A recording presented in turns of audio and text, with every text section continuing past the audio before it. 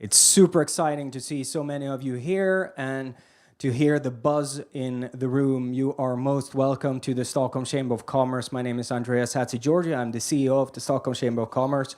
But also today, I'm glad to invite you here as chairman of the Swedish Chambers International Network, which is a network, an association of Swedish Chambers of Commerce worldwide. And I'm so happy to invite you to this year's launch of the Business Climate Survey report, which is a collaboration with Business Sweden. Business Sweden really does a great job in analyzing the numbers and the data out there for trade barriers and opportunities, threats, possibilities when it comes to trade.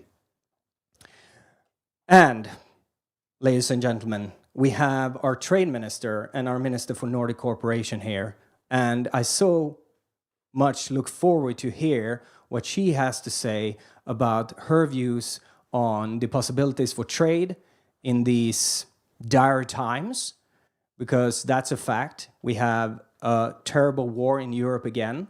We have a storm in terms of what's going on in the energy markets, but also, of course, tech disruptions that bring with them opportunities, but also, for sure, challenges.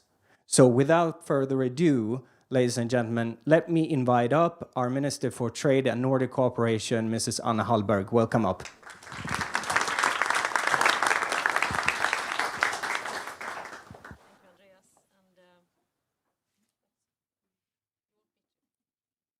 Let's see now. Yeah. Hi. Thank you, Andreas, and thank you so much for having me here. And dear friends, here and online, I'm really happy to be here today because I think this is a true effort when it comes to how we work with the Team Sweden objective. And that is that the International Chamber of Commerce, so many chambers of commerce throughout the world, together with Business Sweden, which is also present throughout the world, to make this happen and to present this Global Business Climate Survey 2022, which is so interesting because, as Andreas said, this is challenging times indeed. And it's been it's really quite an interesting period for being a Minister for Trade for 3 years. After just 6 months I took office, then we had a pandemic, and what that really meant to the global trade, to the globalization, and for Swedish companies, of course.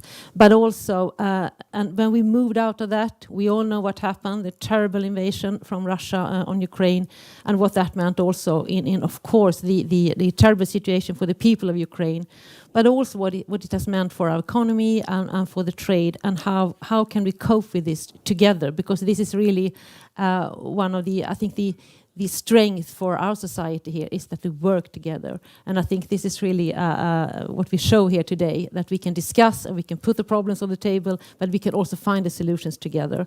And I spent this morning awarding prizes to a hugely successful growing company called Nordic Biomaker. It's a life science company from Umeå.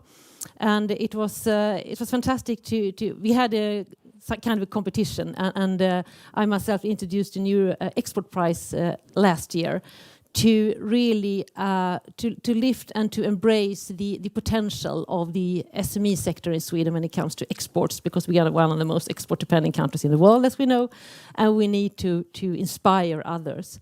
But we also awarded a prize, and I awarded a prize to the Swedish region Norrbotten, because what they are doing in Norrbotten to cope with all this interest and these fantastic opportunities up there is also trying to structure this together with all the actors in Norrbotten. It's the Chamber of Commerce actually in Norrbotten, but also many other actors, and trying together to meet all of these opportunities and challenges. So going from that, here today is extra rewarding to be here today, of course. Since when I took office, it was so important for me to form a trade agenda together with other like-minded countries within the EU, and that has been even more important now, because what is happening in the tracks of the Russian invasion, but also the pandemic, as I mentioned, is that we must be more resilient, but we shouldn't be more shouldn't close ourselves in. We shouldn't.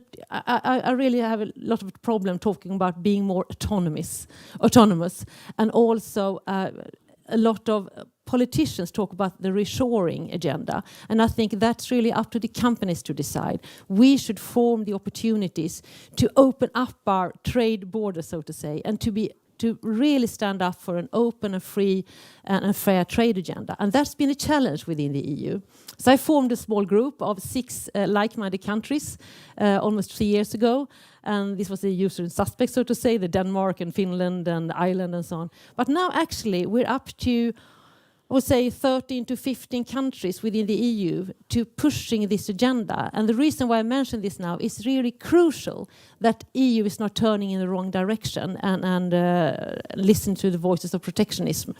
And as you know, we have Sweden have the EU presidency on the 1st of January next year. I'm really looking forward to that, how we can push the trade agenda in the right direction and trying to also, and to do that together with the business community. That's absolutely crucial.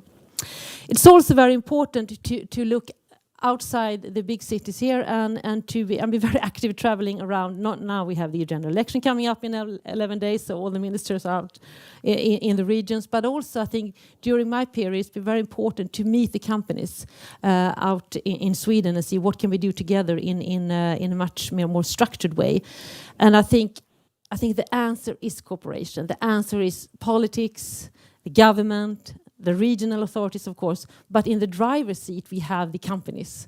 And what we as politicians must do is to really find the right prerequisites for the companies. And we can only do that together, and also together, of course, in a conversation and dialogue like this. Because 1.5 million people go to the work every day because of the work in export companies. And then we have the other side of my portfolio, and is promoting the investments in Sweden. And I think that's also, it's really a success story when we see how Sweden is really, it's glowing. I mean, when I move out in the world, and I'm sure you can recognize that as well, to other countries, even far away in Asia, in the United States and so on, I get the questions all the time. What's happening in Sweden? Why are you leading the way to the green transition and the green industrialization? I think that is fantastic to take that moment, but if we're not forward-leaning enough, then others will take our place. So we can't really just sit there and be content. We must continuously try to promote Sweden and do that together. The government had, together arranged by Business Sweden, an investment conference in June. That's the first government investment conference in Sweden. Many countries have had that for years, but we had it in June this year. 2 days, we invited companies, really large corps from 15 countries, Korea, Japan, and the United States, and so on, to really show off what Sweden can offer. And I think it's a fantastic opportunity. Afterwards, I've been contacted myself by many of these global CEOs. What can we do more together with Sweden? So we need to continuously market Sweden. But why is Sweden so interesting? Because we are innovative, we know that, the second most innovative country in the world, the most innovative country in the EU. We have a fossil-free energy, we have a qualified competence, we are so productive, and we have the unions together, they're working together with the employees' organizations to continuously try to promote the agenda that is looking for a modern and a more digitalized business community in Sweden. So we do that in a very, I think, social dialogue is in its very best context. We can see here in Sweden, and we have a labor market that is calm and is quiet, but it's also very constructive. So I think that's also something that, apart from that, Sweden is of course a fantastic country to live in. So if you come to Sweden as a family, it's really a model also how we can cope with that, and families can cope with their ordinary life. And here we invest in our workforce. And of course we can't really never ever try to save unmodern jobs or unmodern businesses and sectors, but we try to help continuously the workforce to educate and the lifelong learning approach that we have in Sweden. That is really so very important for the international investors as well. 700,000 people now are working in companies owned by international investors, and that is continuously going up that figure. Just one short maybe comment on how I've been working these 3 years. It's a bit of a it's a bit of an end period in this period for the government, and I think we all ministers look back and say, what have you achieved and what have we done? And one thing for me has been is very important. I think lessons learned, as I said, to have the dialogue with the society around us. I formed a task force, a trade task force, when I entered into office, with the academia, with of course the business community, the unions and so on, researchers coming in and trying to have that platform when I then move out in the international context and particularly in the EU, to have the arguments and then really to feel what is the right way to go now with our initiatives. And that was fantastic to have that kind of task force. I would encourage any minister to have, in any area, to have that kind of task force working very closely. As you are in the government, you could be a bit maybe isolated something. So that was fantastic to have that support, really. We know, us as Swedes, we know that the only way to be a strong, a stable welfare state is to be open to the world. And I come back to that. It is to be welcoming change and not to preserve. The absolutely largest threat that I feel that we can see is the status quo. And it's the fear for change. And I think that's our strength. We know that. And we are so fast moving, we are so flexible. And I think that's we need to embrace that, and we need to also to be more distinct with when we are out globally, and also try to market Sweden, and to try to really, the image of Sweden is strong, but we sometimes they don't know about that. They don't know the investors and also the competence that we need here coming to Sweden. They need to see what they really can achieve here together with us. Finally, one more issue I really want to present today or to discuss with you is the. It might sound a bit boring. It might sound that this is something that we really have already, but it's the single market.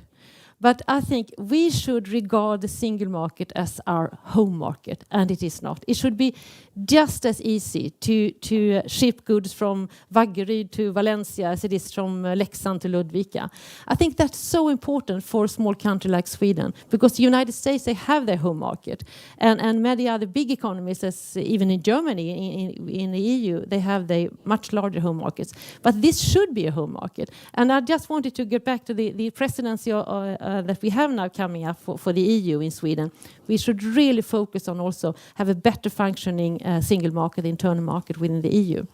So I just wanted you to know that we have focused on that.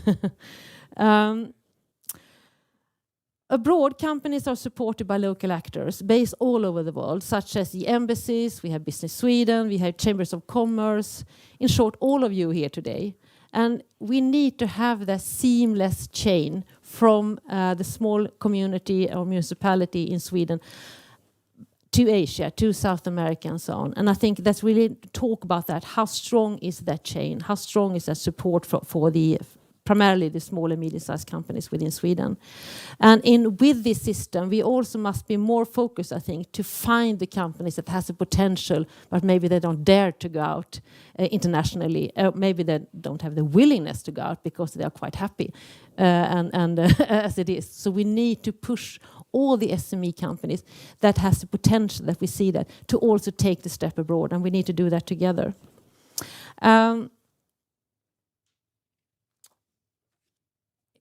Just to end with, maybe it sounds a bit to lower the energy maybe, but I think still it's very important also to come back to what is happening around us right now. I had a meeting with the Ukrainian ambassador yesterday.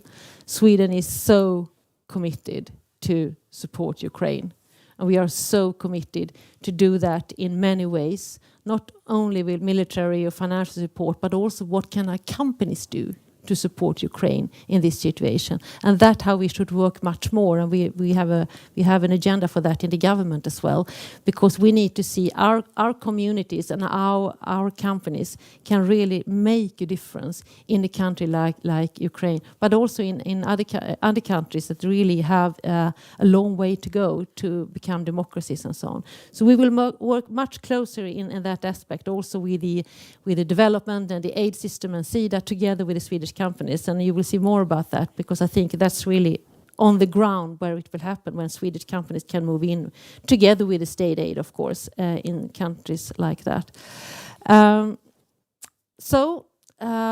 Finally, I think we have, if you read the report, we can all conclude that we have the challenges, but I really like the optimistic view and the underlying optimistic view that you lift up in the report, and also in the executive summary of the report, because I think it's going quite well for the Swedish export companies.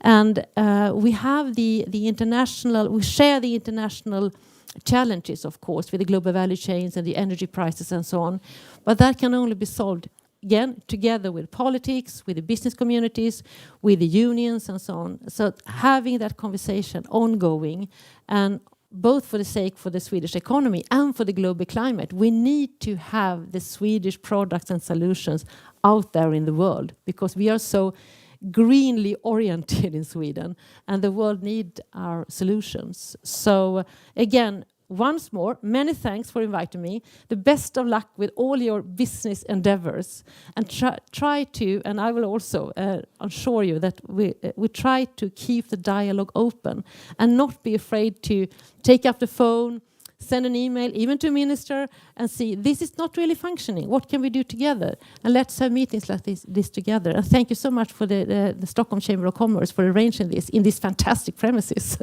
Thank you, Andreas, and thank you all.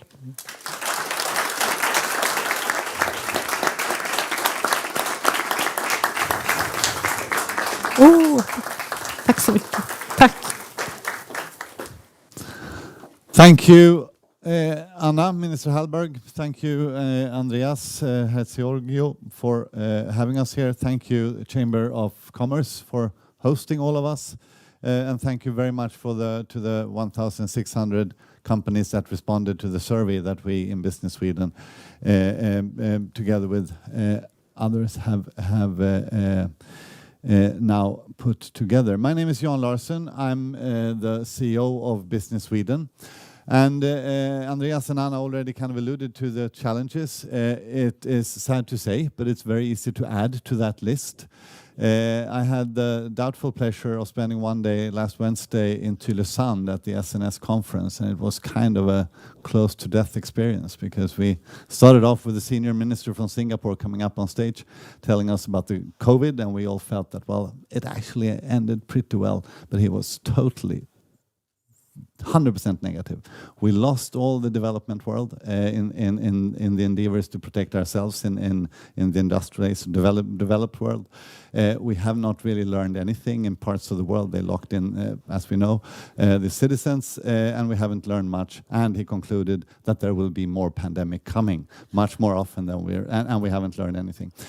So that was the start, and then we took a break, and then we came back, and then there was a discussion on China, and there was an economist from America, and basically, well, the conclusion was basically that China is really moving in the wrong direction, and there is not much science showing that China will change its direction, and that will lead to kind of a breakup of the world harmony and trade and you name it. So it was kind of saddening also to share that, and then we took lunch, and then we came back and discussed Russia, and naturally the conclusion was that Putin, all he really wants is to claim to power, and in order to claim to power he needs a victory, but there's no chance in hell that the Ukraine democratically elected president can give him anything, and the West cannot afford to let him win either. So where will that leave him? With the fingers on the buttons that we don't want him to be very close, right? So then we had break, and then in comes the the happiest of them all, Francis Fukuyama, on video, telling us that, well, the liberal democracy as we know it is also kind of will soon cease to exist because the totalitarian powers will take over the world. And then we went out and had a wonderful dinner, saw the sunset in the ocean, and there was a student orchestra from Lund University coming, playing, you know, very happy music, and it all felt like this is what it was like to be on Titanic that dreadful day 100 years ago. And then they did not even mention the economy, with inflation expected to be at least 20% in most European countries, with European people expected to actually freeze in the winter because of lack of energy, with naturally, as Anna was alluding to, the globalization being challenged, not only reshoring, but actually people start speaking about friendshoring in the aftermath of China and everything else. So we start to kind of think that we should only invest and trade with the countries that where we have friends. And we all know that that was not a good solution to the world way back in the Cold War period.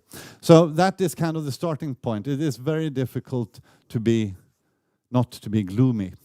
And at the same time, naturally, on top of that, the issue that we all had, and that we would start with, all of us, half a year ago, the challenge of the climate situation.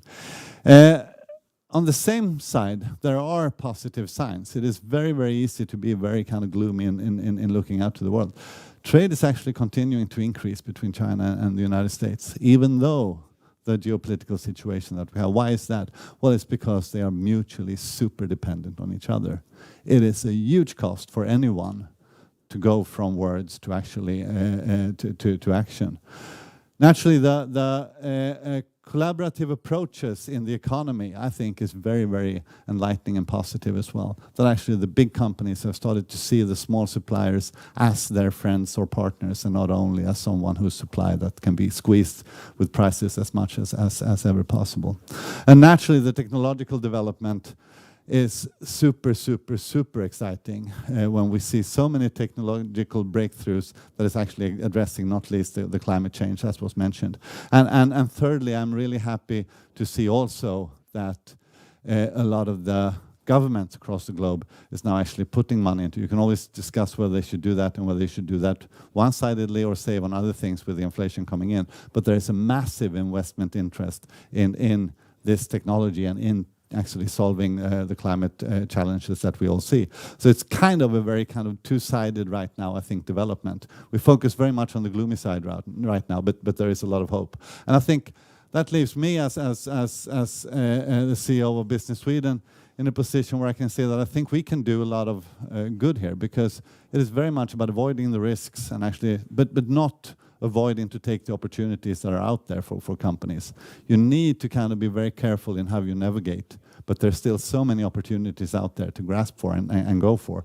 And with our 42 offices in 37 countries, where we work both with the governments and with companies, both with actually enabling people to register in the countries, but also to do kind of the thinking for them, how to enter into a market, how to look at Southeast Asia as a complement to China, or where do we produce stuff in the Americas and so on.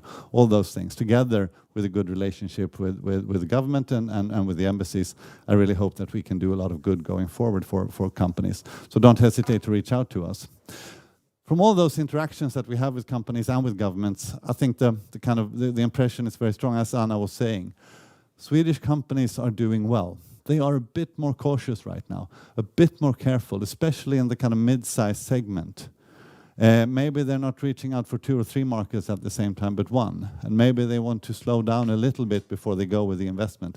But still, they understand that those opportunities are out there. And I think the business climate in a lot of the key regions, in their assessment, in our survey, is actually improving, which I think also is important to notice. So it's a very, very insecure, it's a very short horizon in what you can oversee, but there's still a lot of willingness to be there. I think that is partly driven by ambitions of growing or profit, but also actually by such a large share of the Swedish corporate economy right now is focused on actually also doing good, on coming out with those technical solutions that can actually change the world and the pace of climate transformation, which is so important. So despite that gloomy world, I really think that there is still a big spark of hope, and I think that is very much supported, Lena, by the survey that you will present for us now. So, Lena Sellgren, our Business Sweden's chief economist, please welcome. The floor is yours. Thank you.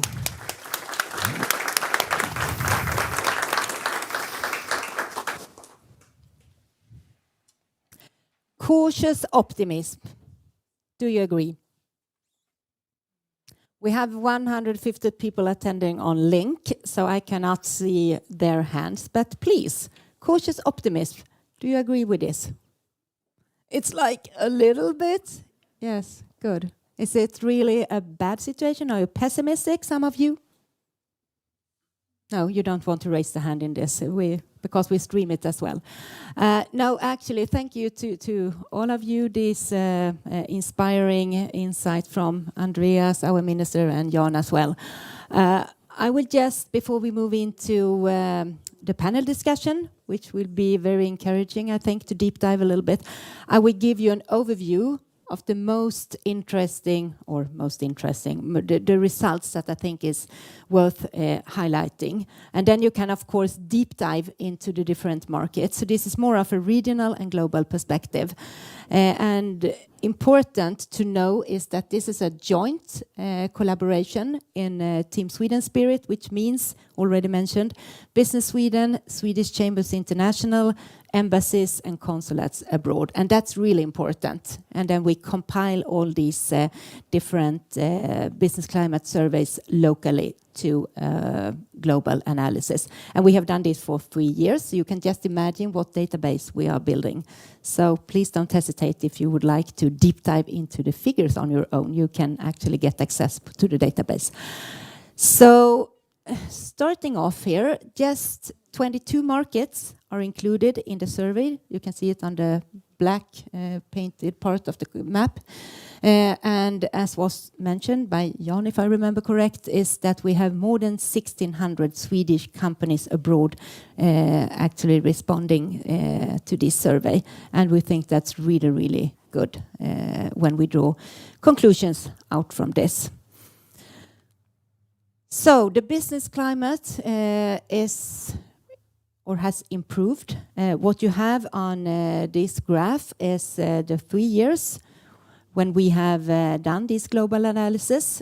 So I have helped you a little bit with the yellow arrows. So you can see that 17, maybe you cannot see 17, but 17 out of 22 markets improved their view on the business climate. So in most markets. And you can see the red arrows. There are 2 markets where Swedish companies have worsened their view. It's Hong Kong in particular, but also China. But China is close to the weighted average from this market. And there are 2 markets, Mexico and Japan, that are unchanged. So I think this is a really encouraging view that we see from the Swedish companies abroad. Despite what has been mentioned from all the 3 previous speakers, we have moved into a worsened situation. These surveys were sent out between March and April this year, which means that we have another situation. The war in Ukraine has started at that time, and also the zero tolerance for COVID-19 in China. But now we see that inflation is more persistent, and we also see that interest rates are, as most see it, I believe, increasing faster than expected in March, April. And they will continue in a sharp way upwards. So maybe if we should have done this today, a little bit more down, but I truly believe if we compare to other indices like the Purchasing Manager indices, if you looked at the National Institute of Economic Research released their survey on the business climate today, and the business sector and in particular the industry kept up at quite decent levels. So optimism still. But the households, in Sweden at least, are very depressed, and in large part of the world. So I think this is encouraging, and it's a measure from 1 to 5, as you can see. So you can see which markets are above the average. And I should say that if it's above 3 or more, then you can draw the conclusion that companies are optimistic. So this is encouraging, of course. And if we look back to last year and look into the profitability among the companies, you can also see in 2021, almost 70% of the companies globally, the Swedish ones, were profitable. Just a minor part of them saw a loss. And that's encouraging as well.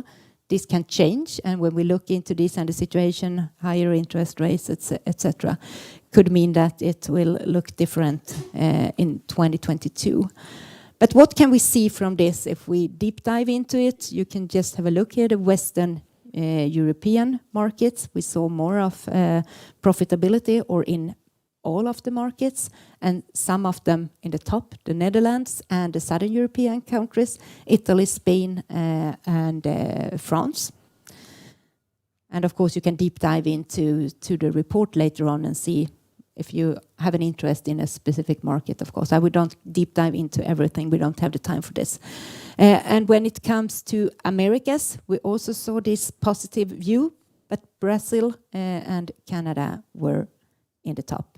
And I can also mention that we have a Brazil delegation in the front of us, and the ambassador to Sweden from Brazil as well. So welcome, specific to you. And China, Hong Kong, I think this is interesting and important to mention, that despite that the sentiment or the business climate has worsened, as Swedish companies see this, companies were profitable, at least last year, in these markets overall.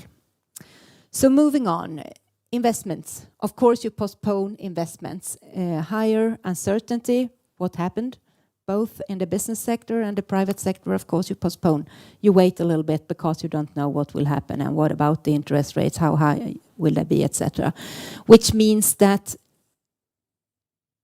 this could actually look a little bit different compared with the spring situation and what we have today. But this is the results, and we truly believe when we interact and talk to companies that it's still an optimism. So we have about half of the Swedish companies that plan to increase investments the coming year, and that's encouraging. So what you can see here is on the top that we have a minor part of the Swedish companies that plan to leave the market. We saw this last year as well. But deep diving into the local business climate service, it's very seldom that we see that companies mention that they leave the market. So I think this is a sign that it's harder to navigate on the global market, and you can then say that then we need to support companies jointly, even more when it's harder. And this is mostly for small, medium-sized companies. Larger companies have more of resources. And we have the China, Hong Kong, South Africa on the top for the markets, where we see that companies decrease their investments. And a large part, 1/3, unchanged investments. And then we have the more that are outrunning, the 50% is that's planned to increase investments slightly or more, even more. So we have the large investment plans, in particular in Americas, except for Mexico.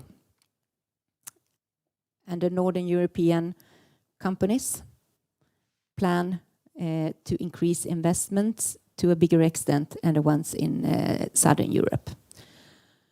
And then we have the last group where we have Brazil and the UK in the top. So that's what you can look into a little bit deeper afterwards. And this is encouraging. So half of the companies actually plan to increase their investments. So what success factors? Look at the yellow bars. And then we can see that the most important success factors, they are very, very much on the same level. more or less the same, is collaboration with customers. And then cost efficiency, sales competence. And when we did this last year, we had sales competence in the top, cost efficiency, and then we had partnership. And maybe that's more or less the same collaboration with customers, but we have another option to choose for the companies where it's partnership. And I think this goes with what has been said in the introductory speeches, that we need to collaborate. You need to be closer to your sub-suppliers and work in the ecosystems to actually be able to do this in a sustainable way with, towards the end of the day, zero emissions. Then you need to think in new ways, and you need to partner up and collaborate with customers. I truly believe that's why we end up with this. And it differs a bit between different regions. So overall, it's customer collaboration. But if we go to APAC and Middle East African region, we see that cost efficiency is the most important success factor when we ask our companies abroad. And what about sales competence? It's in Americas and Western Europe. And of course, we all understand that you need a sales competence. If you cannot sell what you have, the solutions, product, whatever services, you will not end up in a good way. So that's important. The collaboration is good, but you need to sell what you have as well, the solutions. So, brand Sweden, is this important for the company's customers in their purchasing decisions? Yes, the companies say. And our CEO, Jan, actually told us some days ago that why don't you say it's 80%? And I fully agree, because to an extent, if we include this as well, it's actually 80% that believe that it's of importance, at least a little bit. But we have 2 out of 3 that actually mean or say that brand Sweden is a value for the customers. And I truly believe that this goes very well together with sustainability, what we have in Sweden in our DNA, sustainability, innovation, and equality. And maybe if you are interested in this in design, you can put this as well as the 4th one. So this is also encouraging to see that brand Sweden has been more important when doing business abroad. And you do it jointly in collaboration. So how does this differ? Or in particular, where in which countries you can think on your own? 3 markets will be presented here by their flags, and you can have a guess on your own. Which are they? It's India, South Korea, and South Africa that are where we see that it has the most value for the customers. But it's still for all other markets as well. But in particular, these countries where we have a long historical relationship with.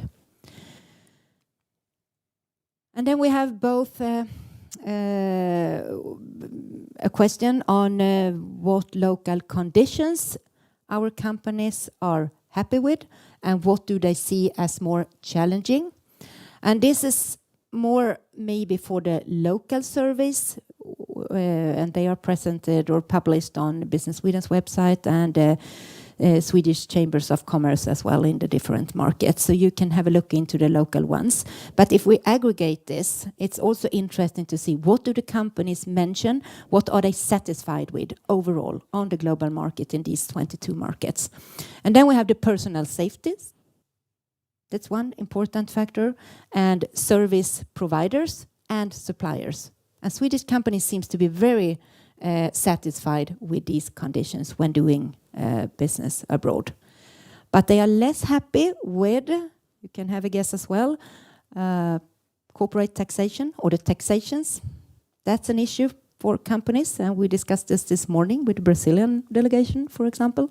And labor market regulations is also an issue for Swedish companies. So it's a challenge. They need more help to handle this situation, to secure that they are sustainable in all aspects, because it's so important for all companies, but in particular for Swedish ones.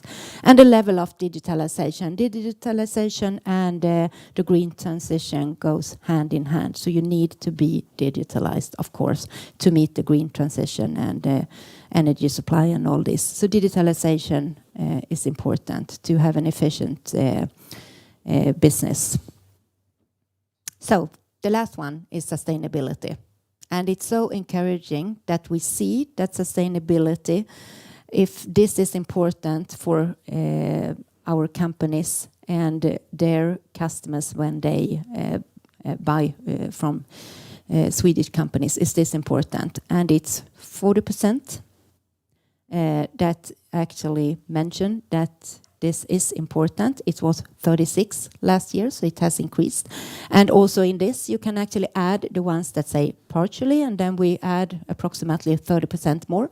So it's 70%. That means that this is important when they do business abroad. And I think this is encouraging. We want to increase this as well. And we see that the world is moving more and more into sustainable business. We just need some more important markets that have the largest emissions to be with us on this as well. So that was all, or maybe I have some comments here as well. In the top, it's always interesting. Maybe this is from a media perspective more that than say who is in the top and the bottom. But it's interesting to see the ones in the top at least, and then you can have a look on your own. So Canada, France, and Vietnam top the list when it comes to the importance of sustainability from their customers' perspective. And it differs a bit between regions, and as we expected, in Western Europe, the markets, it's of greater or bigger importance for the customers. So they consider this to a great extent. And in Americas, APEC, Middle East, African region, we have very, very different answers from the different markets, and you can probably imagine who is in the top and the bottom. And so I would like you to, of course, click in later on and have a look at our Global Business Climate Survey. It's like a gold mine if you are in different markets, so you can see the difference, and remember that we compile this in a very, very nice database. But it's also interesting to discuss this, because we don't ask companies, why do you answer as you do? So therefore, we have a very prominent panel that I will invite up on stage, and I need my notes, so I give you the totally right titles. So we have Paul Palmstedt from Electrolux, Head of External and Corporate Communications and Affairs. Please, Paul, and you have to click on. Thank you. And then we have Signhild Arnegård Hansen, who is the CEO of Snack Company and chairman of the board, Swedish American Chamber of Commerce, and many other assignments that Signhild has. And then we move on to Anja Rundqvist, Business Development Manager. You will have the tables, please, at Doconomy. And then we have Pia Berglund, Director for Regulatory Affairs at Einride. Welcome. And I hope we have on the link, I don't know if I'm supposed to do something. I look at my colleagues. Now they are with us. Then we have two on link as well. Most welcome to you. Welcome to Stockholm. We have, first of all, Kamchat Galieva, who is General Manager at Epiroc in Brazil. Most welcome to you. Happy to have you with us. And we also have one of my colleagues, a fantastic one, Andreas Hatzigeorgiou, who is Market Area Director at Business Sweden in Africa and also Trade Commissioner to Kenya. So most welcome, Andreas. So this is also to give a flavor of that this is a hybrid event. We bring the whole global business community into this. So we have a lot of colleagues and business partners out that are actually on Link. So we say hello to you out there. So most welcome to all of you. Now I'm so curious to listen in a bit on how do you see the business sentiment and also the reflection on what you have seen and heard from our business climate survey, the global one. Do you agree? Do you have another perspective? And you know all that you have some minutes to reflect on this. I think we start with Pia. It looked like you would like to start off this. Thank you very much. And thank you so much for having Android at this event. We are very happy to be here. And we are one of the companies that couldn't have been here without Business Sweden. I can tell you that. We couldn't have entered any of the markets we entered without them. So that's my first say. So thank you so much. Android, for those who have not yet met us, we work with digital, electric, autonomous transportation. We were founded only 7 years ago. So we are a new kid on the block, but fastly growing. I guess what we are probably one of the fastest growing startups as we speak, in Sweden at least, in this sector. And the reason why we picked the most difficult maybe markets like heavy duty vehicles and trying to change that is that accounts for 8% of the emission in the world. So let's start there. It's also $5 trillion market. So there's a share to take there. There's a huge task ahead of us. And what we have done is then, which I will reflect on in the report, is that we know we can do this quickly.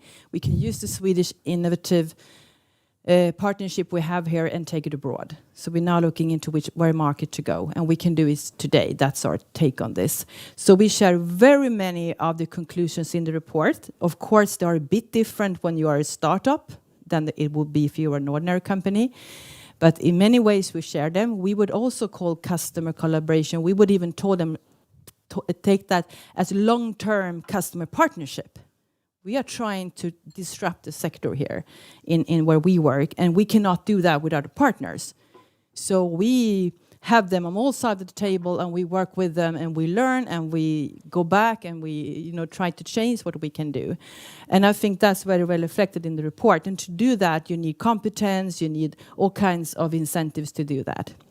So we are also one of the companies, I would say, I was thinking about it actually all along today, that everywhere someone sees a problem, another one will come and find a solution to that problem, and we are probably one of those companies that sees opportunities where most people see challenges.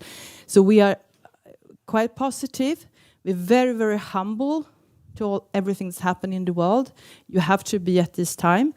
But I would say the last 2 years, we have gone from having the focus on these customers, very, very brave, I would say global customers, the most recognized name you would know, with us, in collaboration with us, to a huge interest from governments and the civil society in general, I would say, because we can offer something to the world that we can do tomorrow and not 2030, 2045. And I think that's the huge change with what's happening in the world now.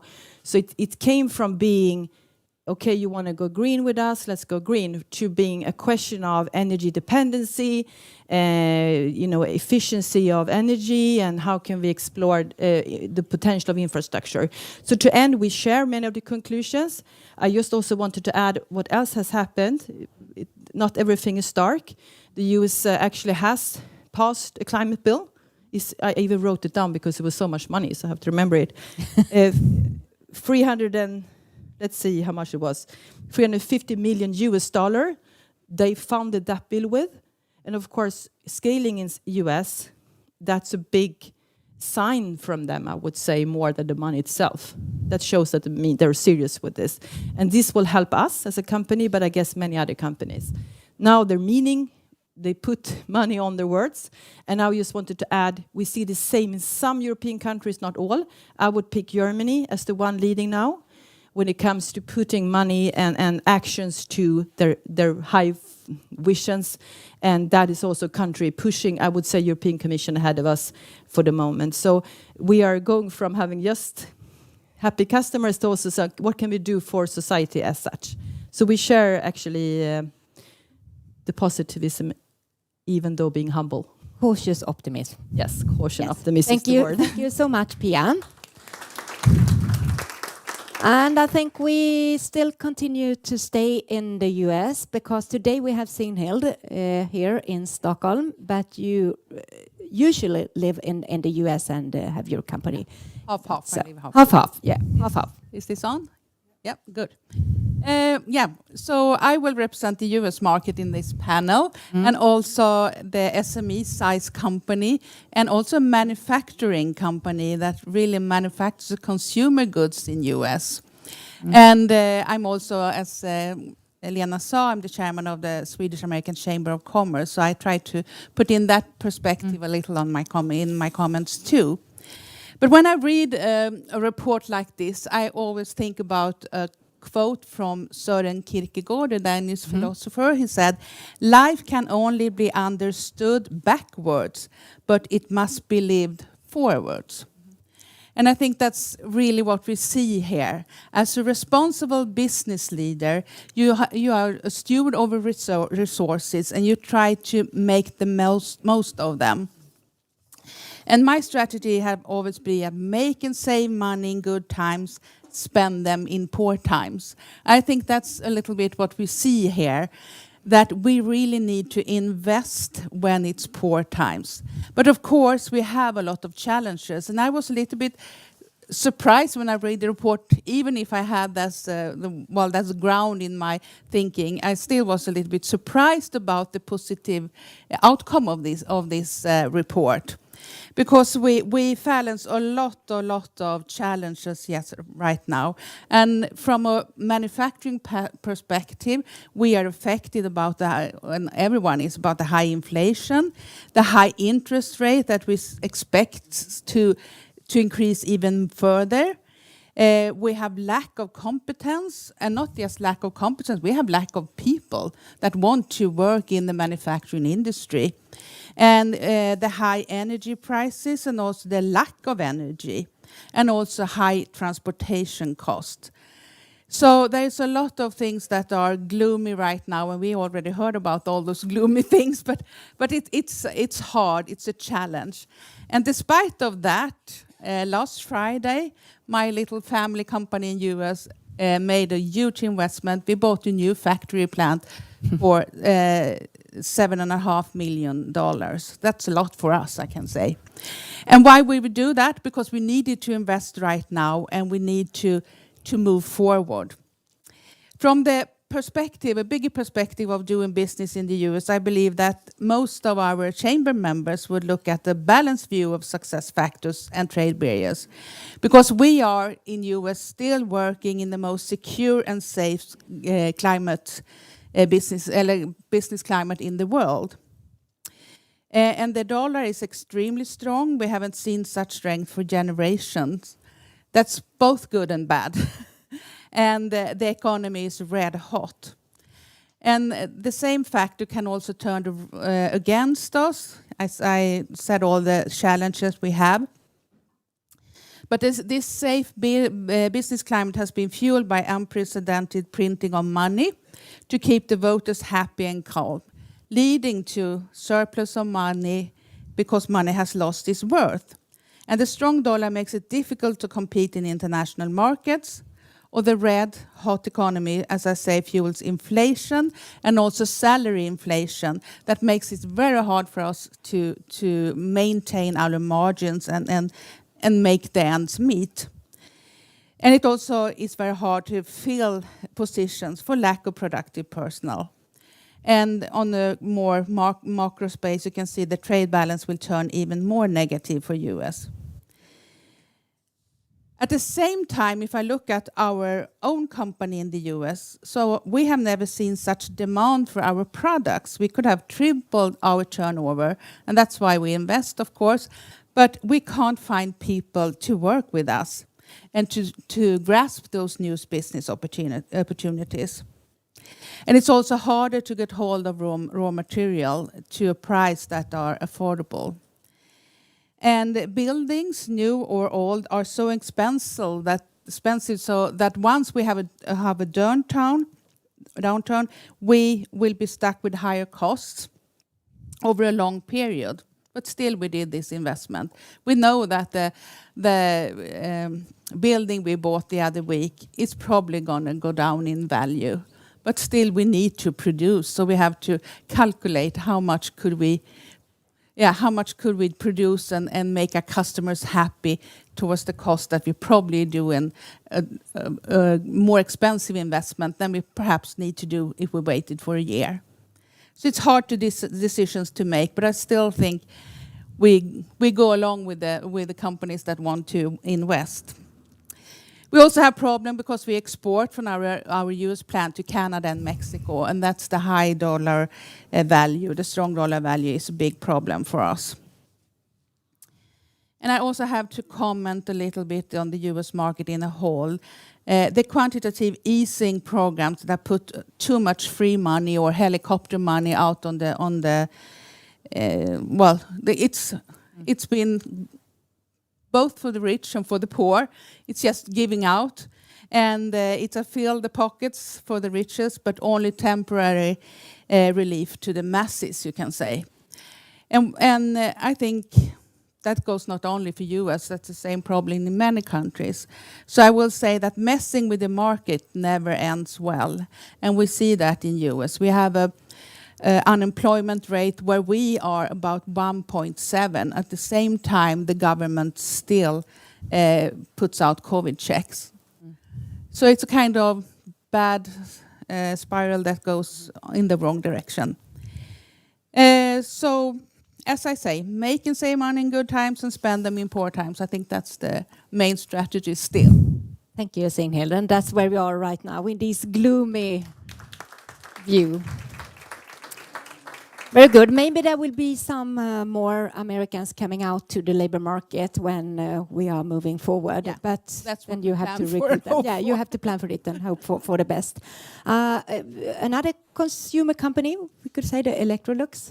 Interesting to listen in from your perspective, Paul, and we have been discussing this several times. So I don't think elaborate. Electrolux needs any presentation, right? No, I don't think so. Good. But No, I had some difficulties in interpreting the result, actually. I mean, of course, you can say that it's looking more gloomy now, etc. But it depends a lot on how people, the respondents, have, viewed the questions, right? And are they thinking more short term? Are they thinking long term, etc.? So my reflection is perhaps a little bit more on the positive side, because I saw a few results, and also today and this morning we had a discussion with the Brazilian representatives here, and you saw on the graphs that Brazil has really improved. yeah. And that, I would say, is structural. I mean, you have improved, as well as a few other countries where we have big presence, not only in Brazil, but also, for example, in Italy.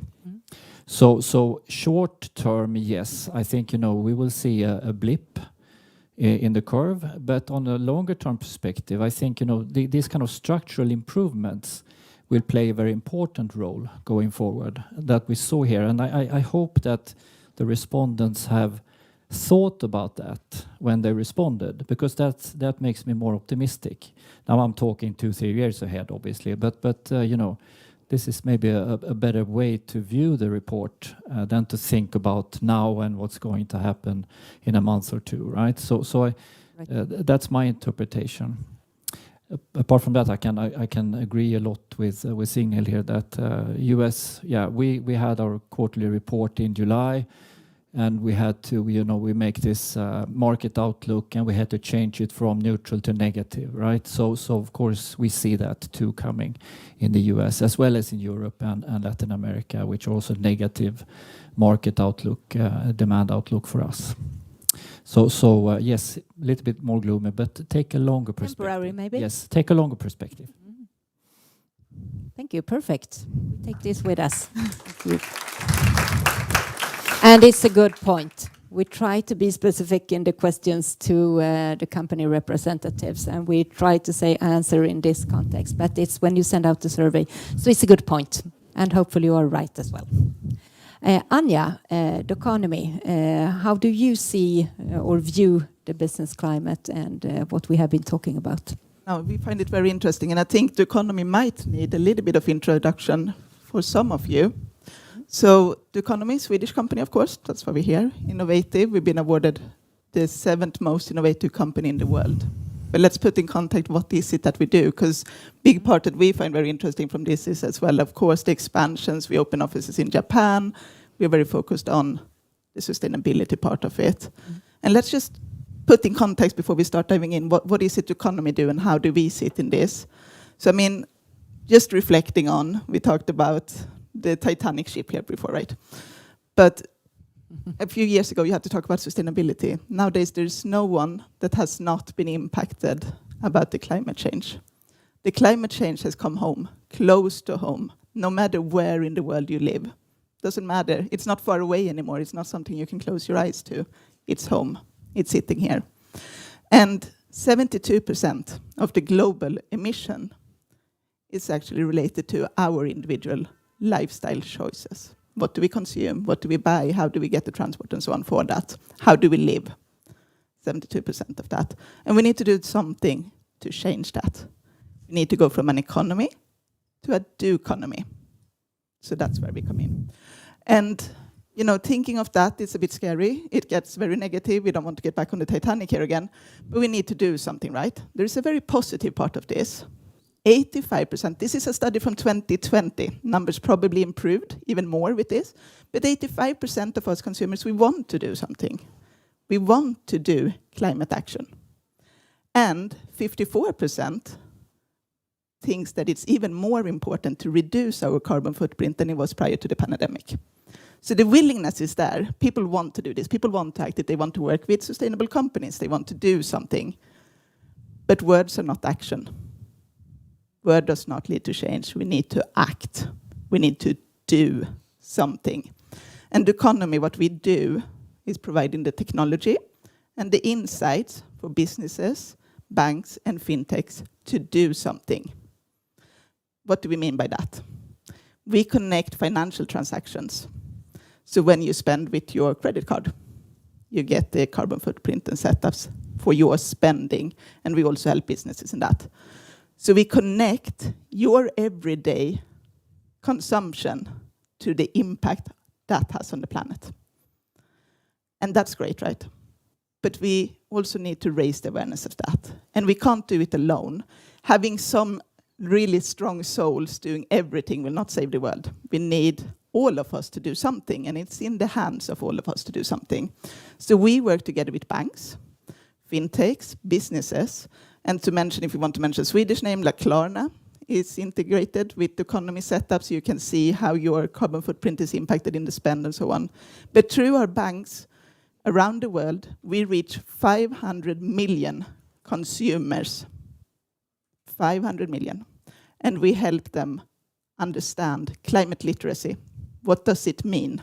How do you activate them? What action can I do? Going from the wanting to the doing, what can I actually do? And how do I reduce my actual footprint? So that's where we're sitting.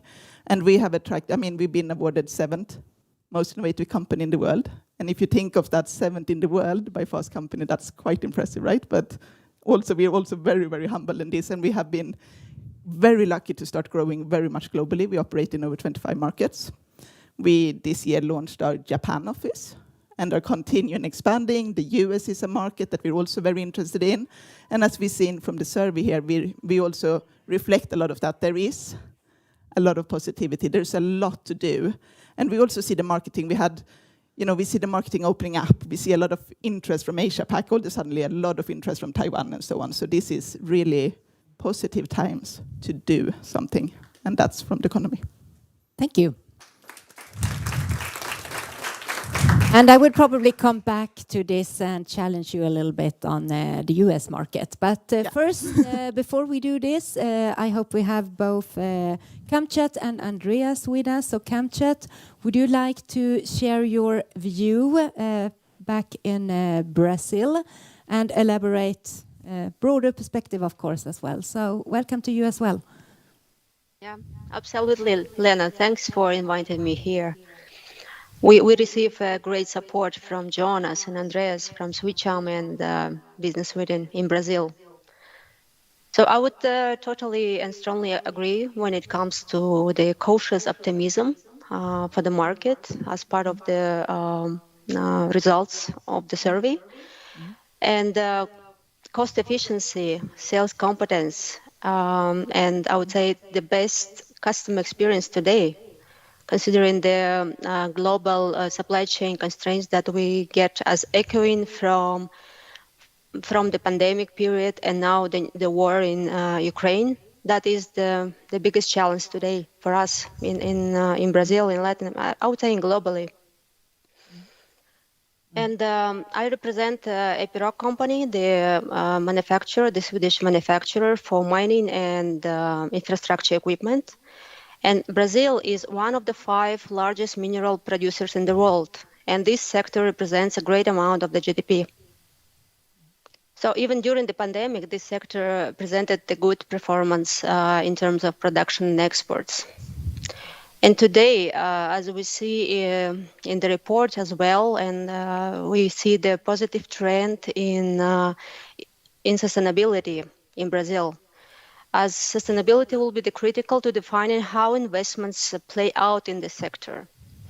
So the market is focusing on innovations more than ever before today, such as autonomous vehicles in hauling, drilling, true interest in electrification, with zero emission in underground mining, predictive maintenance. But of course, we see both positive and less as well as trade barriers in the market. So I would call the most success factors is to be resilient and to be able to deal with continuous change in the market. To have the intimate knowledge of local market trends and regulations is critical to achieving success in Brazil.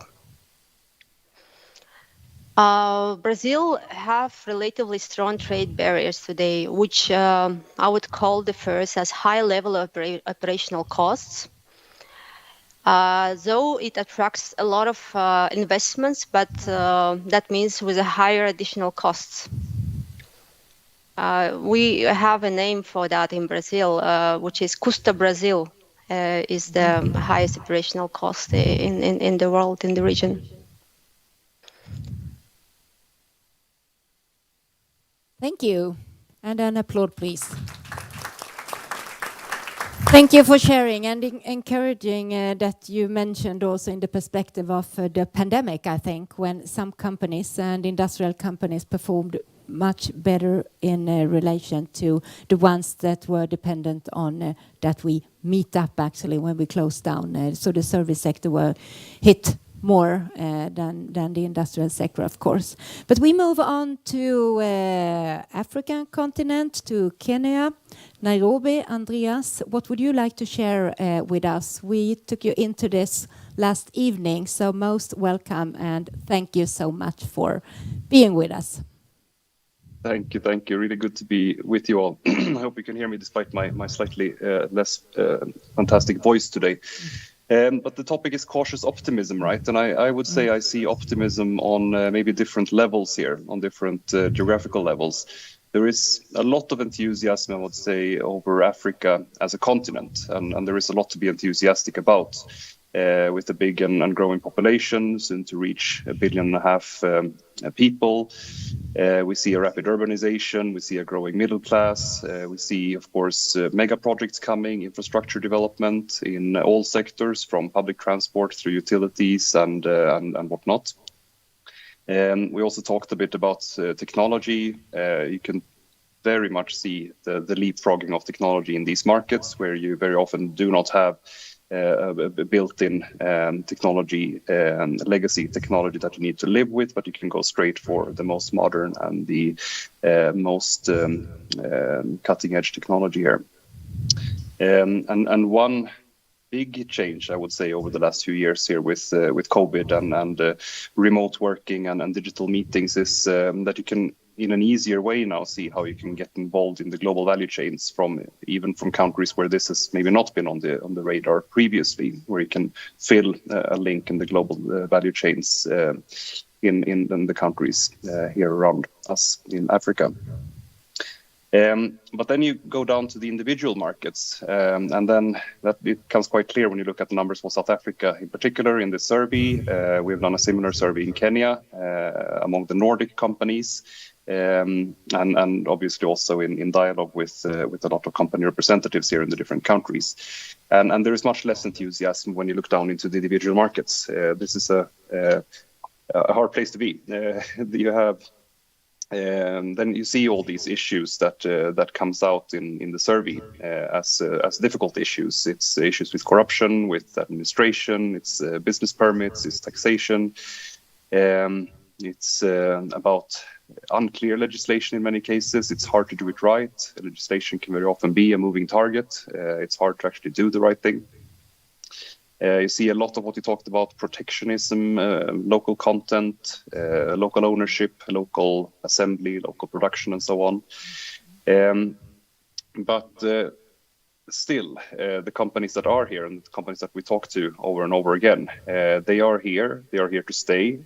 We don't see basically any companies coming in, trying, and then leaving, but they are here to stay for the long term.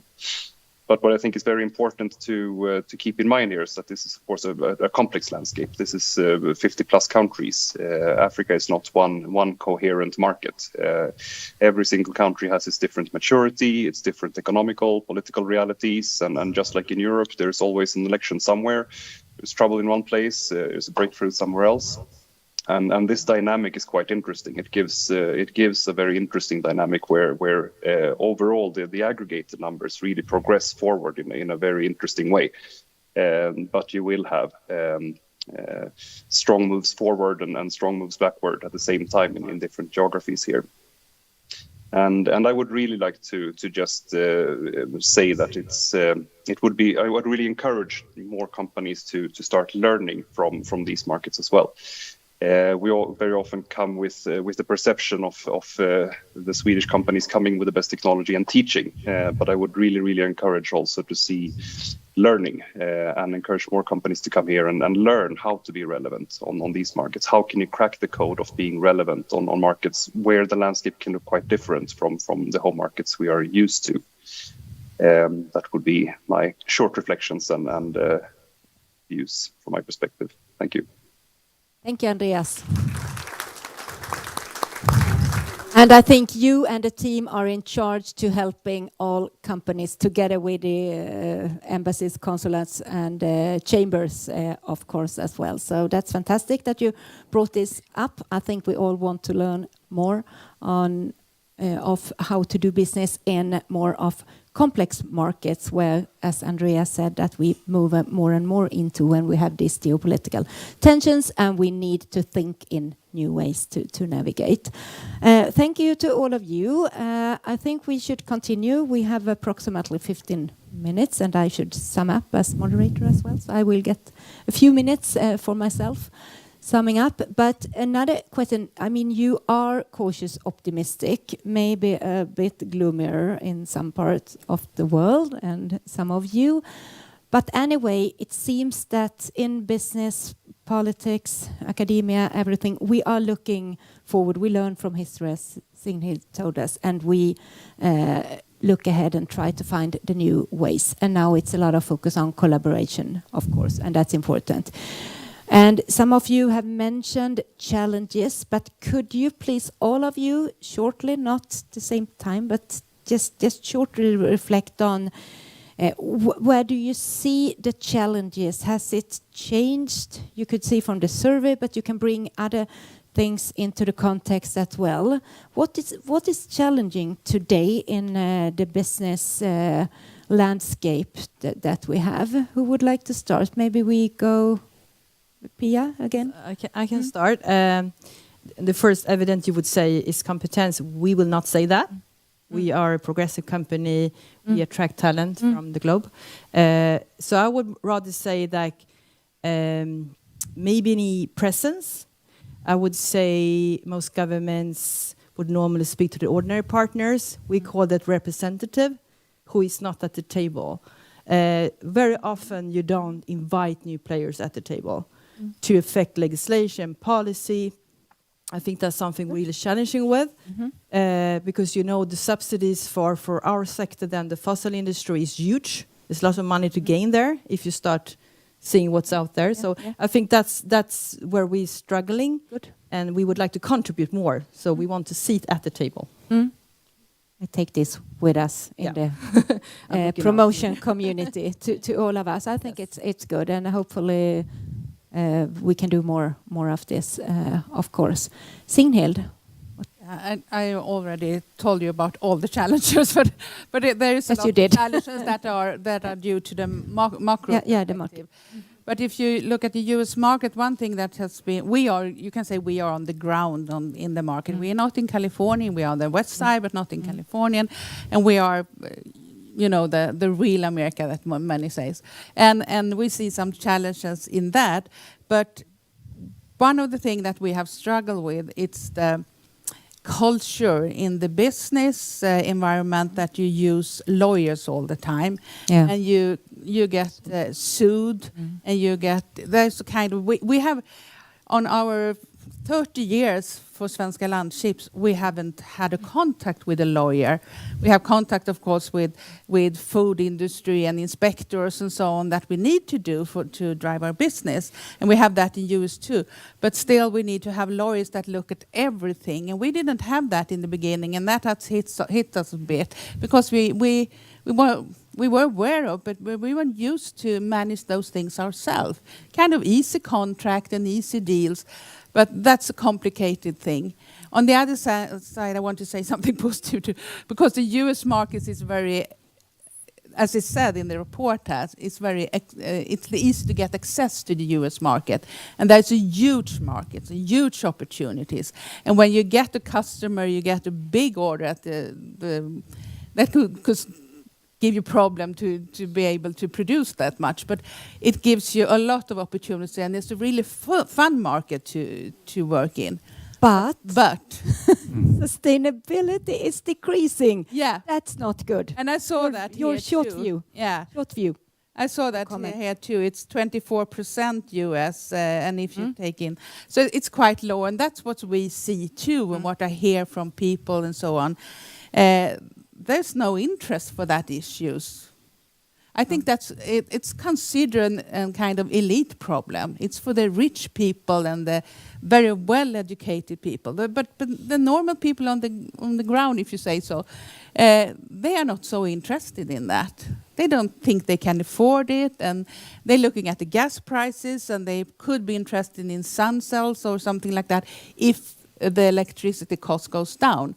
But the incentive is economic and not kind of, because they think they can't afford it. So that's I wasn't surprised when I saw that figure. No. And we work a lot with organic products, and that has gone very well in Europe. Much less interesting in that, interests in that in US.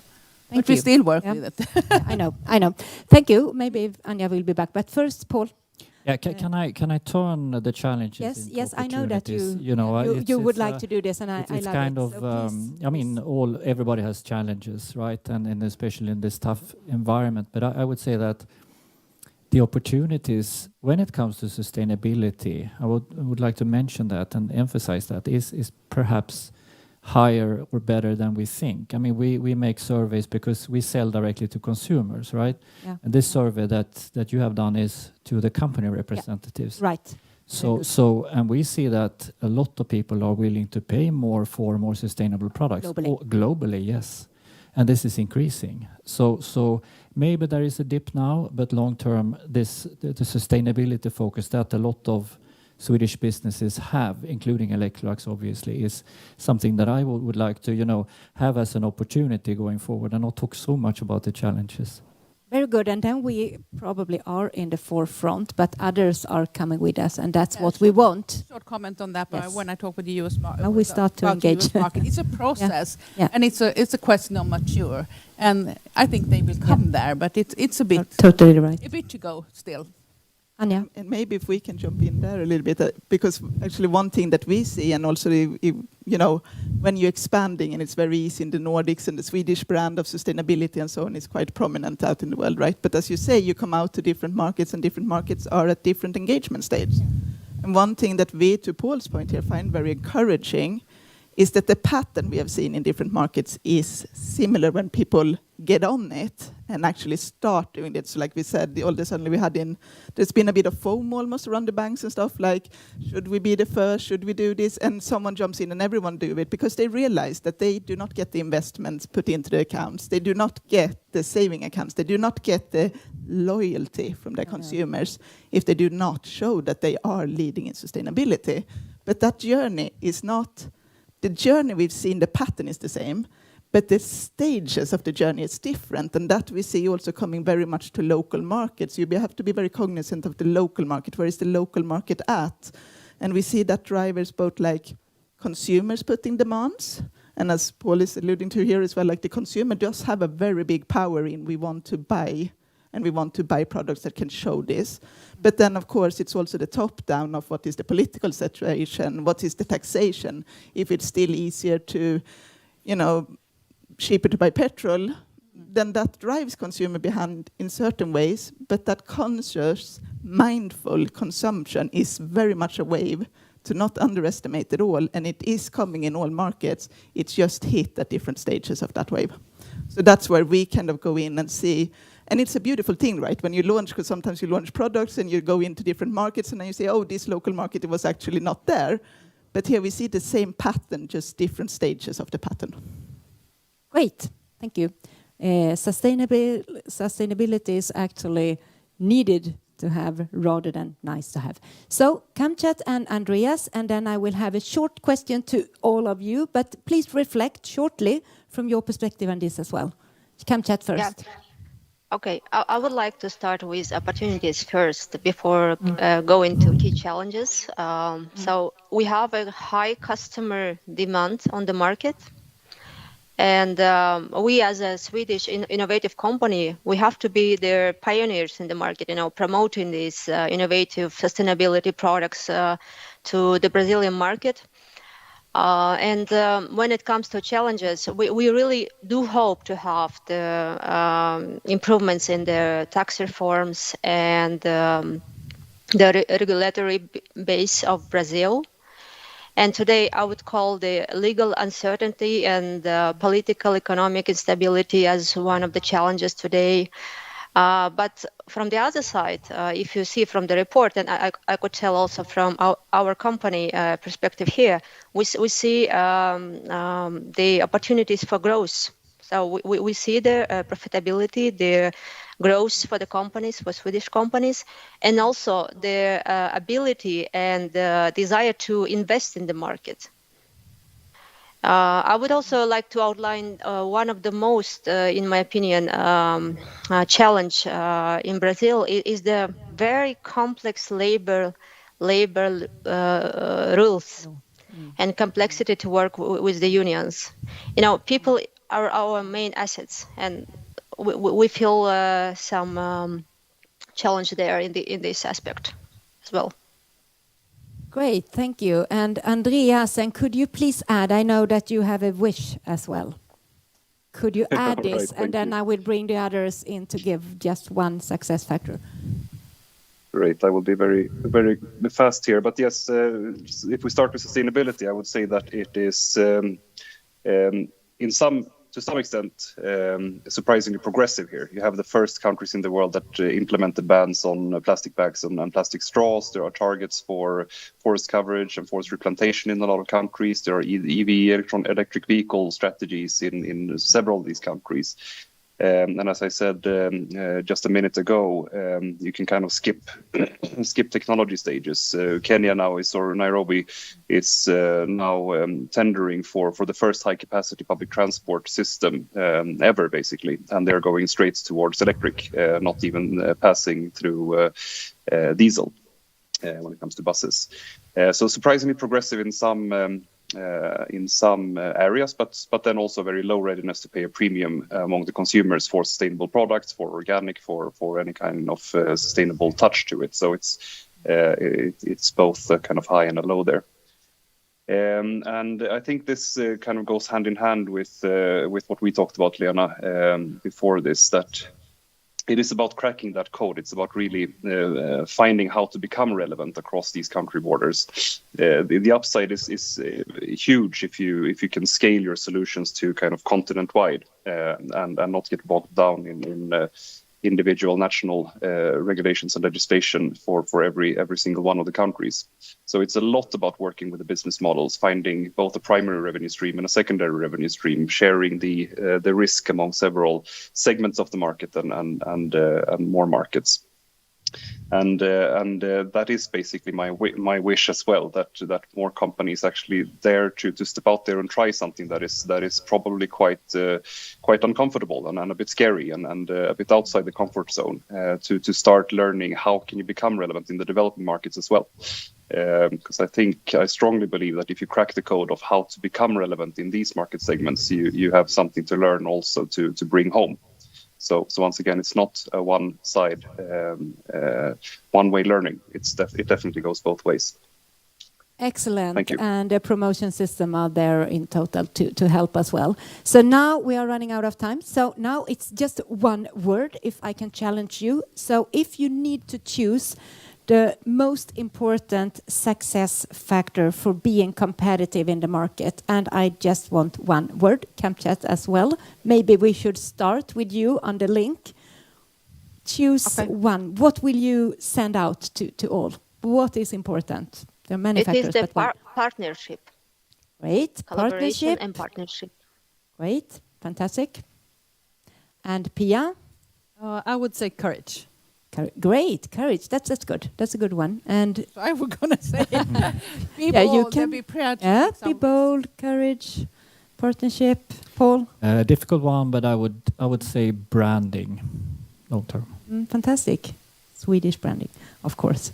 And Hey, Anja, have a global scalability that accounts for the global world and supply chain in that, but with local adjustments, so that it's scalable globally. You can do the same setup in every market you go in, but it's adjusted for the local market that you operate within. be brave, be sustainable, collaborate. Partnership is key, probably, and Scalable. scale it up, and you do it jointly in collaboration. So I would like to thank all of you, but before this, I would also like to mention that we will continue at 3:00 today in this venue to deep dive, if you have the time, if you have the energy, into the Brazilian business climate survey and discuss this. So are you interested? Please, some refreshment, and then we continue in half an hour. So I would like to thank, of course, Andreas for hosting this, and also all speakers, including our minister who has actually left, and Jan, Andreas, all the speakers and panelists, and also CamChat and Andreas on link. I think it's fantastic. You did it great. Almost feel like you are in the room. And all of you that have taken the time to be with us this afternoon. You, Lena, you Thank you. deserve a big round of applause, actually. Thank you. Thank you. No. Thank you. And you Thank you. Thank you you, deserve everyone. this big round of applause, and a big, huge thank you to the companies and the collaboration in the spirit of Team Sweden.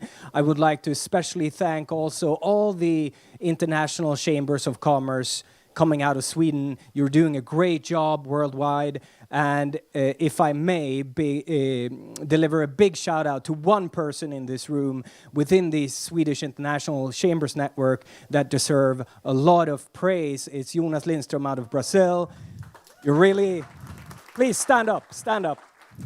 Yeah, I can promise you, he is a force of nature when it comes to actually providing insights and energy into this work. I truly appreciate your energy and your efforts in this. And without you, I don't think it would have been possible. So thank you, Business Sweden and Lena as well. And I would like to add, because we have Manuela Schöna now we have ended. But the star at Business Sweden, who has actually been the project manager doing this Global Business Climate Survey. So thank you to Manuela as well. Thank you.